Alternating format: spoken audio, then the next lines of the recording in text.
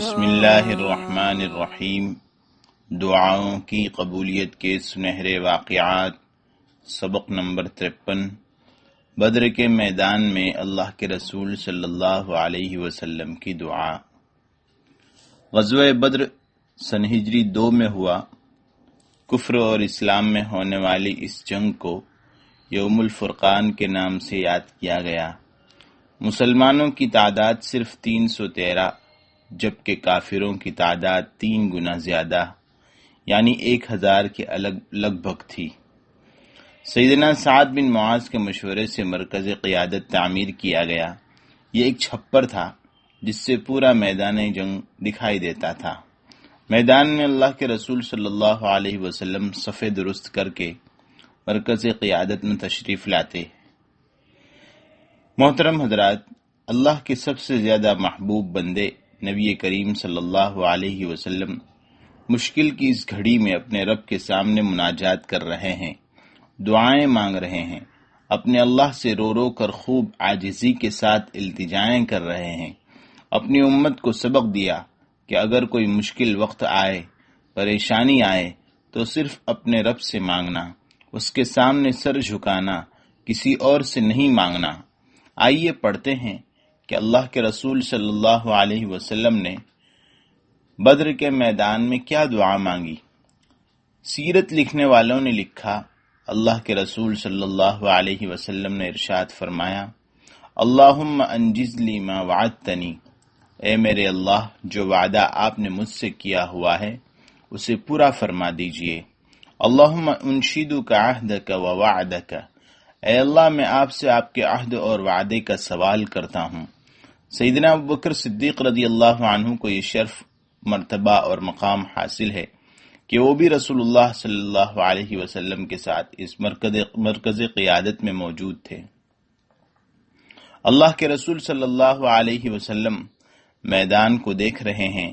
اب گھمسان کی لڑائی شروع ہو چکی ہے، زوروں پر ہے، تو اللہ کے رسول صلی اللہ علیہ وسلم مزید دعائیں کر رہے ہیں اور دعا مانگ رہے ہیں۔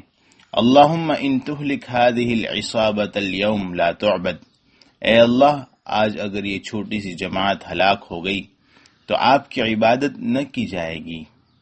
اللہم ان شئت لم تعبد بعد اليوم ابدا،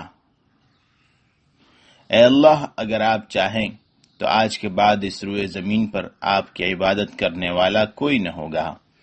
محترم حضرات، اللہ کے رسول صلی اللہ علیہ وسلم نے لمبی دعا فرمائی، نہایت عاجزی کے ساتھ، اتنی زیادہ کہ آپ کی چادر مبارک کندھوں سے گر گئی۔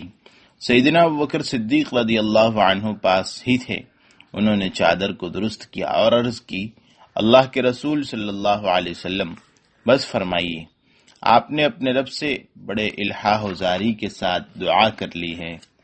محترم حضرات، یاد رکھیے، جب میدان میں مسلمان کافروں سے لڑ رہے ہوتے ہیں تو یہ وقت بھی قبولیت دعا کا ہوتا ہے۔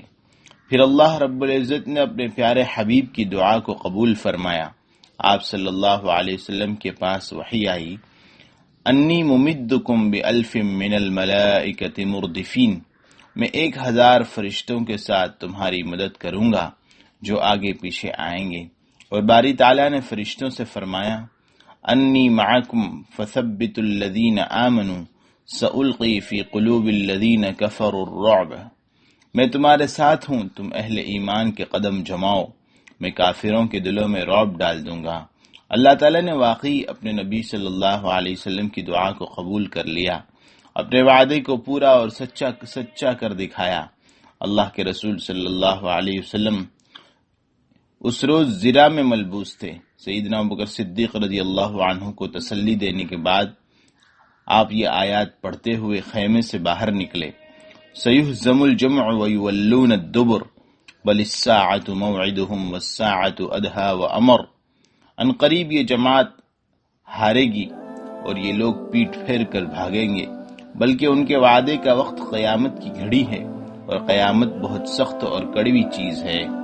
وہ لوگ جو فخر، تکبر اور ریاکاری کرتے ہوئے آئے تھے، ان کو شکست ہوئی، ان کے 70 بڑے افراد مارے گئے اور 70 ہی قیدی بنا لیے گئے۔